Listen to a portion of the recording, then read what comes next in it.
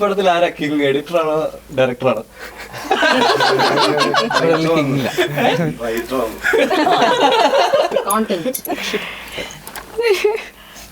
ഇത് theatre വാച്ചല്ലേ must feel. ടൂരായിട്ടൊന്നും ചോദിക്കാൻ പോകുള്ളൂ.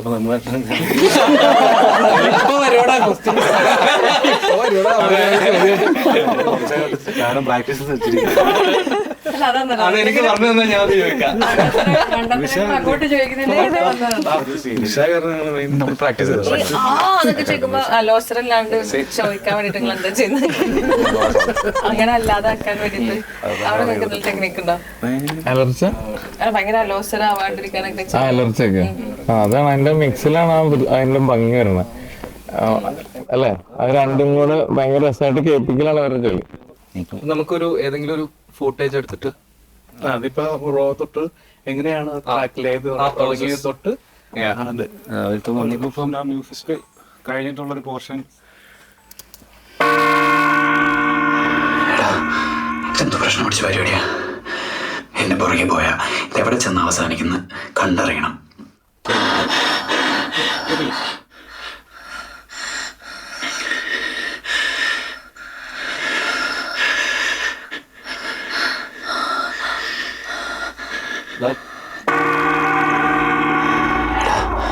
എന്ത് പ്രശ്നം പിടിച്ച പരിപാടിയാ? എന്റെ പുറകെ പോയാ എവിടെ ചെന്നാ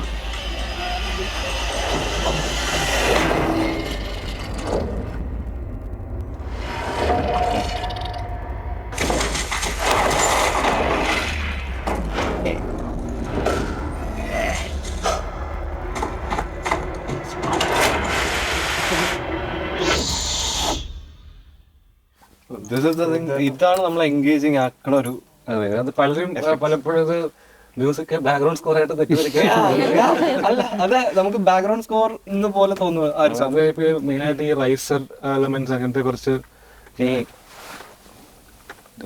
ടെൻഷൻ ക്രിയേറ്റ് ചെയ്യാൻ വേണ്ടി നമ്മൾ യൂസ് ചെയ്യുന്ന ഒരു എലമെന്റ് ഉണ്ട്. റൈസ് ചെറിയ വന്നിട്ട് ഇപ്പൊ കേൾപ്പിച്ചത് പറഞ്ഞു.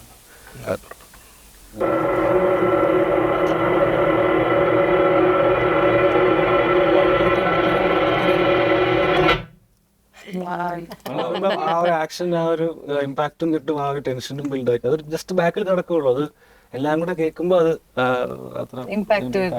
ടൈറ്റിൽ കാണിച്ചു പോകുന്ന സൗണ്ട് എന്തായിരുന്നു? തവള പോലത്തെ ശബ്ദം.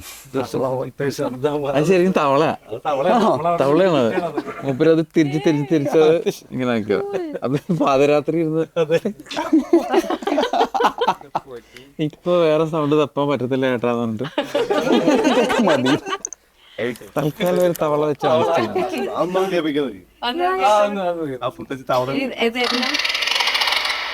ഇത് ശരിക്കും തവളയുടെ സൗണ്ടാ? അല്ല, ഇതിപ്പോ പ്രോസസ് ചെയ്തല്ലേ നീ? ഇത് വച്ചേക്കുന്ന സൗണ്ട് തവളയുടെ ഒരു ടൈപ്പ് ഒരു ജീവിയുടെ സൗണ്ടാണ്. അപ്പൊ ഈ ഐറ്റങ്ങളെല്ലാം ചെയ്ത് ഞാൻ ശ്രീനിവാസ് ചേട്ടന് സംഗതി കൈമാറും, സാധനം കാലം കൈമാറും. പിന്നെ ബാക്കി ഇവിടെ കിട്ടിക്കഴിഞ്ഞാൽ പിന്നെ നിങ്ങൾക്ക് ഒരു ഇമേജ് അവിടെ കാണാൻ പറ്റും. കുറച്ചൊക്കെ സൗണ്ട് മൂവ് ചെയ്യുന്ന ആ ക്യൂബ് ഇവിടെ അതിൽ കറക്റ്റ്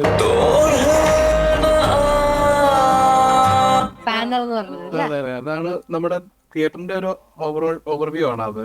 അതിൽ എല്ലാ സൗണ്ടും ഇപ്പൊ അതിനകത്ത് കാണിക്കുന്നില്ല.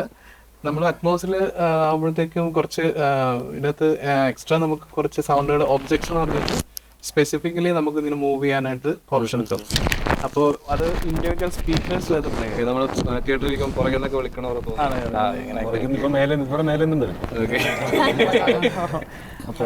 പേപ്പറിന്റെ ഒരു അത് മാത്രമായിട്ട് കേൾപ്പിക്കാം. അപ്പം അത് ആ പേപ്പറിന് മുകളിലൊക്കെ ആൾക്കാർ ഇട്ടിട്ടുള്ള റൂഫിൽ കയറി നിന്നിട്ട് ആർട്ടുകാർ അതില് സീജിലെന്ന് പറഞ്ഞ പലരും അയ്യോണോ ഇത് സീജി ഇല്ലേ ബ്രോ? കല്ലുകളി മുകളിലൊക്കെ ആൾക്കാർ പേപ്പർ വെച്ചിട്ട്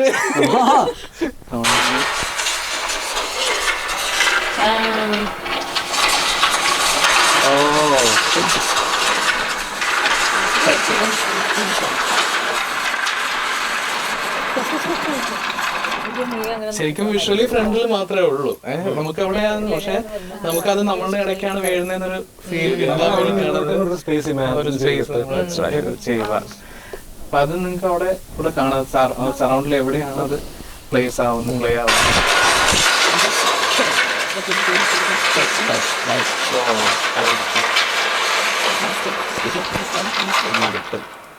സാർ ഇങ്ങനെ നമുക്ക് ഇവിടെ നോക്കാൻ ഓപ്ഷൻസ് ഉണ്ട്. നമുക്ക് ഇങ്ങനെ മൂവ് ചെയ്യാൻ പറ്റും.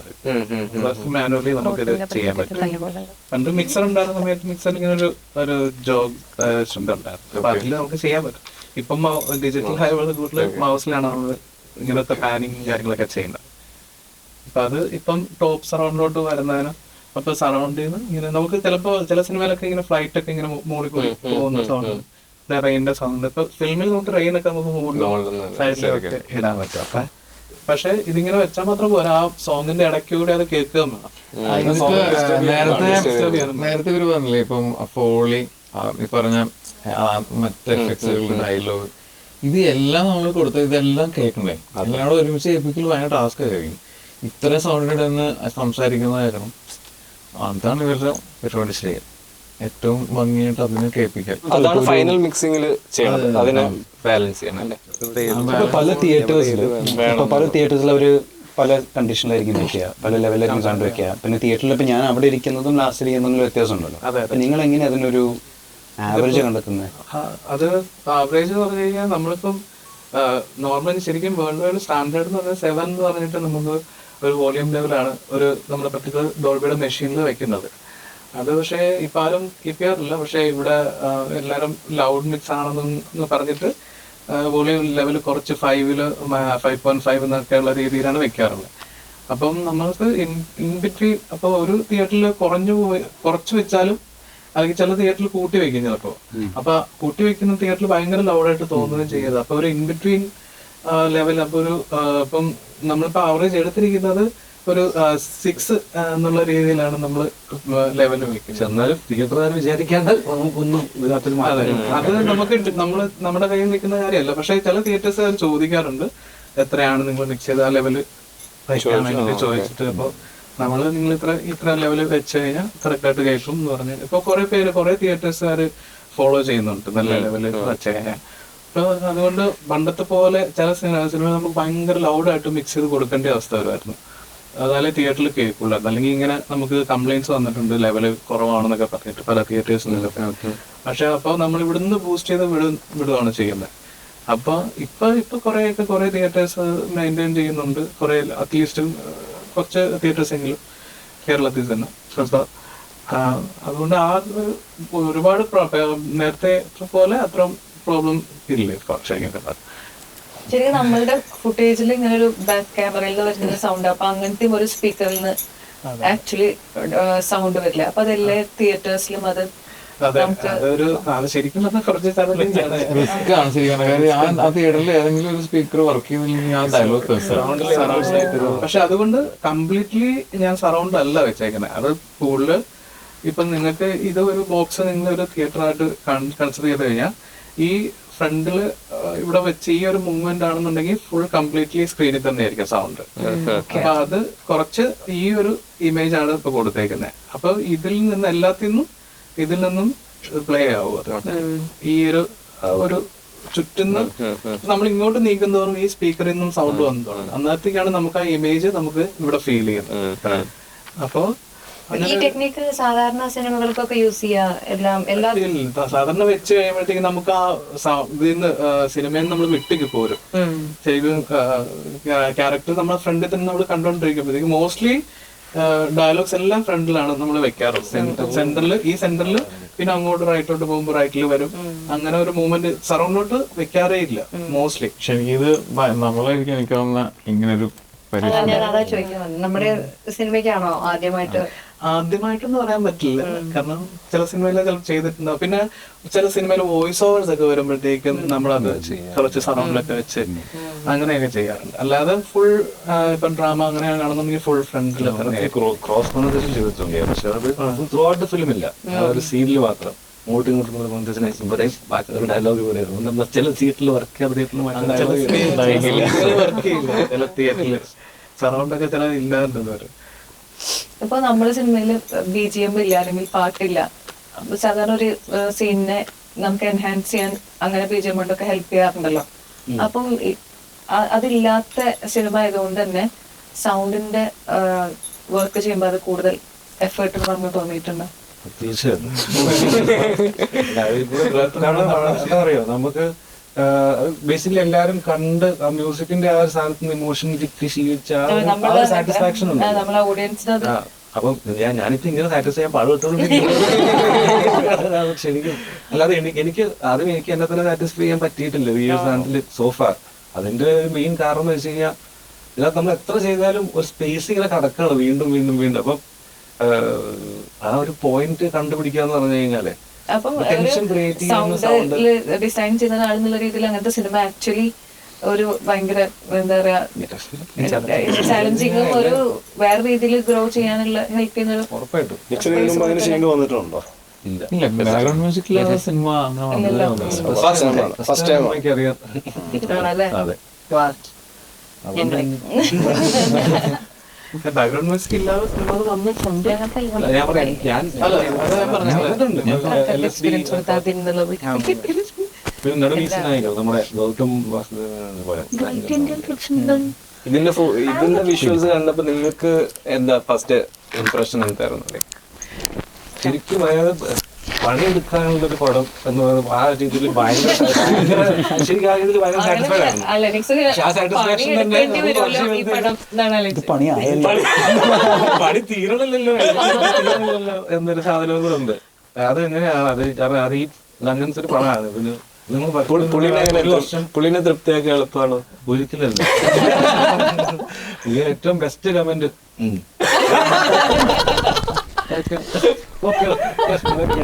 അതിന് നമ്മളെ പിടിച്ചോണം. ഞാൻ പുള്ളിയായിട്ട് കുറെ നാളായിട്ട് വർക്ക് ചെയ്യുന്നത് കൊണ്ട് പുള്ളി വീട്ടിൽ അറിയാൻ പിടിച്ചു പോകുന്നതാണ്. ഇതിലത്തെ ഗ്രാഫിക്സിനെ കുറിച്ച് നമുക്ക് പറയേണ്ടതുണ്ട് അല്ലെ. CG ഹാൻഡിൽ ചെയ്യുന്ന സെക്ഷൻ ഗോകുലും മൈൻസ്റ്റീനും എല്ലാ ഭാഗത്തു നിന്നും എല്ലാവരും ഒരുമിച്ച് പെർഫെക്റ്റ് ആയിട്ട് വരുമ്പോഴാണ് ഇത് ഫൈനൽ പോണത് DA എന്നായിരിക്കും അല്ലേ? നമ്മള് ഈ തിയേറ്ററിലോട്ട് പോണത് തിയേറ്ററിലേക്ക് ഇവിടുന്ന് ഓഡിയോ ആണെന്ന് പോകും. രമേശേട്ടന്റെ സ്റ്റുഡിയോയിൽ പോയപ്പോ ഇതൊന്നും നമുക്ക് പരിചയം കേട്ടിട്ടൊക്കെ ഉണ്ടെന്നല്ലാതെ ഇതൊക്കെ ഈ പ്രോസസ്സൊക്കെ നേരിട്ട് കാണാനൊക്കെ പറ്റാറില്ല പൊതുവെ. ഈ മാസ്റ്ററിംഗ് എന്ന് പറയുന്നത് ശരിക്കും ഡോൾബി അതെ ഡോൾബി മാസ്റ്ററിംഗില് നമ്മളിപ്പം പണ്ടൊക്കെ മാസ്റ്ററിംഗ് ഒക്കെ പറഞ്ഞു കഴിഞ്ഞാൽ അത് ഒരു പ്രിന്റ് ഉണ്ടായിരുന്നല്ലോ. ആ പ്രിന്റിലോട്ട് ട്രാൻസ്ഫർ ചെയ്യുന്ന ഒരു പ്രോസസ് ഉണ്ടായിരുന്നു. ഇപ്പൊ ഡിജിറ്റൽ ആയതുകൊണ്ട് ജസ്റ്റ് ഇതിന് ഡോൾബിയുടെ മെഷീൻ ഉണ്ട്. അപ്പൊ ആ ഡോൾബി മെഷീനിലോട്ട് ഒരു നമ്മൾ മിക്സ് ചെയ്ത് അതേ ആ സെറ്റ് ചെയ്ത് റെക്കോർഡ് ചെയ്തെടുത്ത് അവിടെ ഒരു ഫോർമാറ്റ് ഉണ്ട്, NXF എന്ന് പറയുന്ന ഫോർമാറ്റ്. ആ ഫോർമാറ്റിലാണ് നമ്മൾ ഓഡിയോ ഫൈനൽ ഔട്ട്പുട്ട് കൊടുക്കുന്നത് അറ്റ്മോസ്റ്റ് വേണ്ടിയിട്ട്. ആ ഒരു പ്രോസസ്സിനെ നമ്മൾ പറയുന്നത് വേണം മാസ്റ്റർ. നമ്മളിപ്പോ പ്ലേ ബാക്ക് ചെയ്തിട്ട് അവിടെ മെഷീനിലോട്ട് റെക്കോർഡ് ചെയ്തിട്ട് ആ ഫോർമാറ്റ് കൊടുക്കും. ഓൺലൈൻ ആയിട്ടുണ്ട് അല്ലേ? നമ്മുടെ നാട്ടിലൊക്കെ എന്തൊരു ഡോൾബി ഇഷ്ടാന്നൊക്കെ പറഞ്ഞു.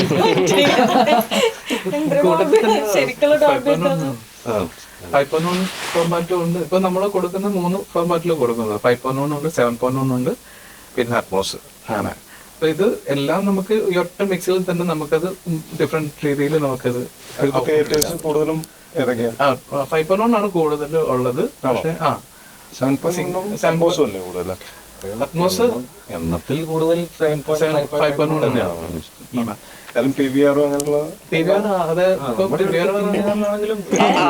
ഇതിന്റെ വ്യത്യാസം എന്താ? ഈ വ്യത്യാസം പറയുകയാണെന്നുണ്ടെങ്കിൽ ഇപ്പൊ നിങ്ങൾക്ക് ഇവിടെ ഫിസിക്കലി നിങ്ങൾക്ക് സ്പീക്കേഴ്സ് കാണാലോ. അറ്റ്മോസ്ഫിയറാണ് ഈ ഓവർഹെഡിലെ 2 ലെയേഴ്സിലെ സ്പീക്കേഴ്സ് യൂസ് ചെയ്യുന്നതും പിന്നെ ഫ്രണ്ടില് ആ 2 സ്പീക്കേഴ്സ് അവിടെ 2 സ്പീക്കേഴ്സ് ഉണ്ട്.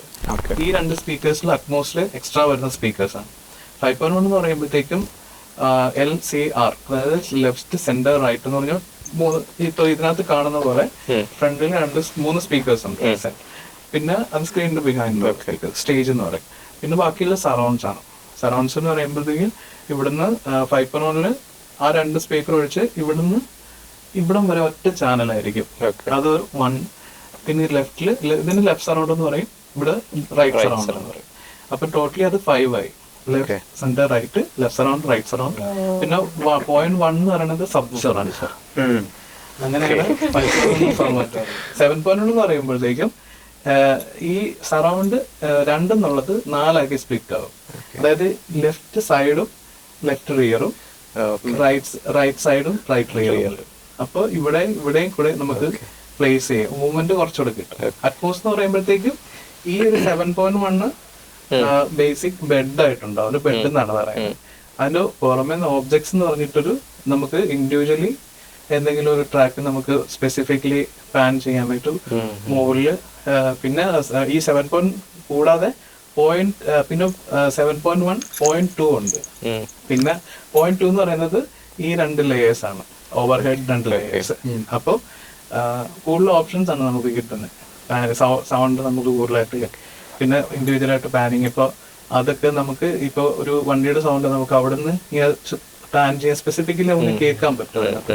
5.1 ആകുമ്പോഴത്തേക്ക് അവിടെ നിന്ന് നേരെ അടുത്ത സ്പീക്കർ ഇങ്ങനെ പോകുന്നേ ഉള്ളൂ, നമുക്ക് ആ ഫീല് കിട്ടും.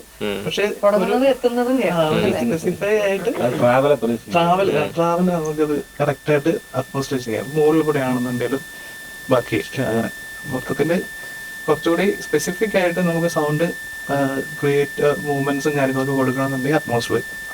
ഇപ്പം ഇരുവിട്ടും മഴയും നമുക്ക് ബാക്കിയുള്ള 2 മേലെ നിന്ന് വരുന്ന സാധനങ്ങളാണ്. നമുക്ക് വേറെ ഒരു ഫോർമാറ്റിൽ അത് മേലെ പ്ലേസ് ചെയ്യാൻ പറ്റില്ല അറ്റ്മോസ്ഫിയർ അല്ലാണ്ട്. എസ്പെഷ്യലി നമ്മുടെ പടത്തിന് ഭയങ്കരമായിട്ടും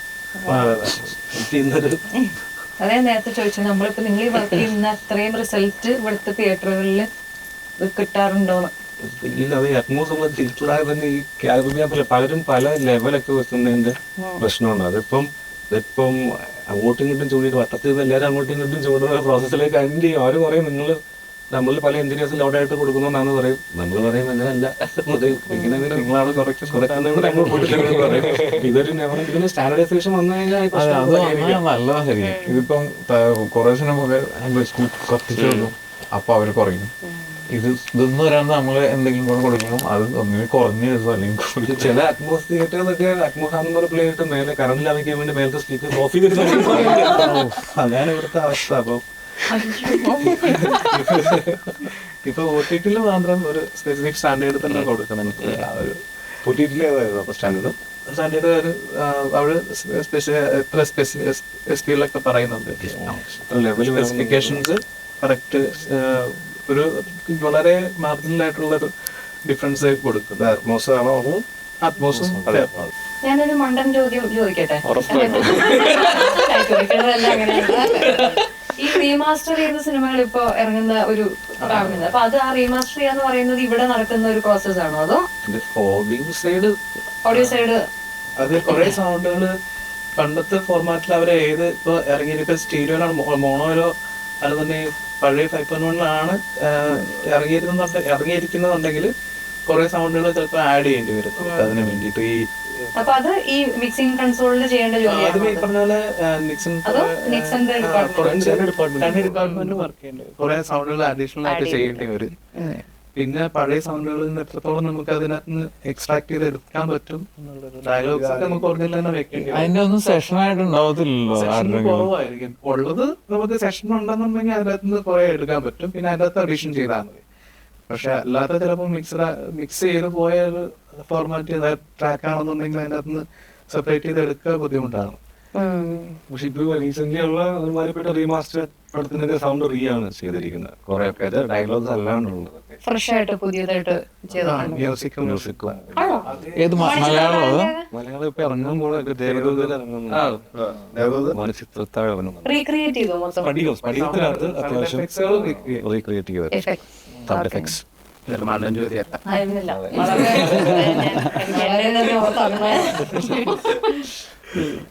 പ്രേക്ഷകർക്ക് അറിയാത്ത കാര്യങ്ങൾ പ്രേക്ഷകർക്ക് അറിയാത്ത കാര്യം സിനിമയിൽ പ്രവർത്തിക്കുന്ന നമുക്കേ ഒരു പരിധി വരെ അറിയാത്ത കാര്യങ്ങളാണ് ഇതൊക്കെ. ലേയേഴ്സുകൾ ഒരുപാടുണ്ട്. ടെക്നിക്കലി നമ്മൾ ഒരു സൗണ്ട് എന്ന് പറയുന്നത് ജസ്റ്റ് ഒരു പെർട്ടിക്കുലർ സൗണ്ട് അല്ല, ഓടുന്ന സൗണ്ട് മാത്രം. ക്യാമറ ശരിക്കും ഓടിയിട്ട്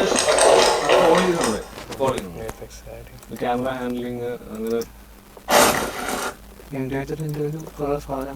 അപ്പൊ ഈ ഫോളി നിങ്ങൾ തന്നെയാണോ ചെയ്യിപ്പിക്കുന്നത്? എനിക്ക് എന്റെ ടീമുണ്ട് ബ്രസീലാണ്.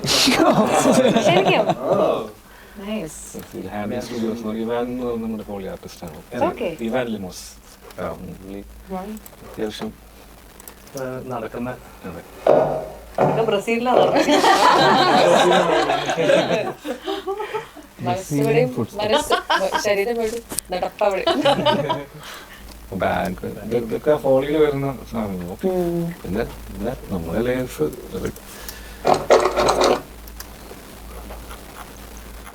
ഇതിനകത്ത് മിക്സിന് ഇട്ടിരിക്കുന്ന കുറെ ലേയേഴ്സുകളുണ്ട്. അത് ഒരു സൗണ്ട് എഫക്ട്സ് മാത്രമല്ല, അത് നമ്മൾ കേൾക്കുമ്പോൾ ഒന്നായിട്ട് തോന്നുന്നുണ്ടെങ്കിലും പല ഇപ്പൊ ഒരു അതിന്റെ കൂടെ തന്നെയുള്ള ഒരു ലെയറാണ് ഇത്. ഇതെല്ലാം കൂടി ഒന്നിച്ച് കേൾക്കുമ്പോഴത്തേക്കാണ് മറ്റേ ഈ ഒരു എഫക്ട് വരുന്നത്. സ്വരം ഇതിന്റെ കൂടെ ഹൈ തവള വരണ്ടേ?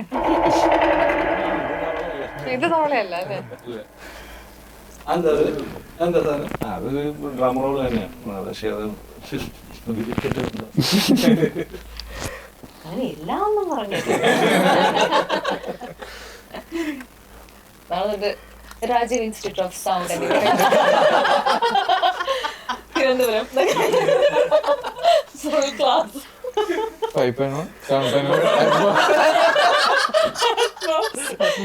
നിങ്ങൾക്ക് ലെയറിന്റെ സൗണ്ടുകളെ പറ്റി അറിയാം. ട്യൂട്ടോറിയൽ ക്ലാസ് വേറെ, വർക്ക്ഷോപ്പ് വേറെ. ഇൻഫോർമേറ്റീവ് ആയിരുന്നു. Thank you. സിമ്പിൾ ആയിട്ട് പറഞ്ഞു തന്നു. അതാണ് ഇത്ര വലിയ സംഭവമാണ്, പക്ഷെ സിമ്പിൾ ആയിട്ട് പറഞ്ഞു തന്നു. Thank you. ആക്ച്വലി ആരും ഇത് അറിയാൻ ശ്രമിക്കാറില്ല. ശരിക്കും നമ്മള് അതിന്റെ ടെൻഷനിലായിരുന്നു ആവശ്യം ഇന്നലെ തൊട്ട്.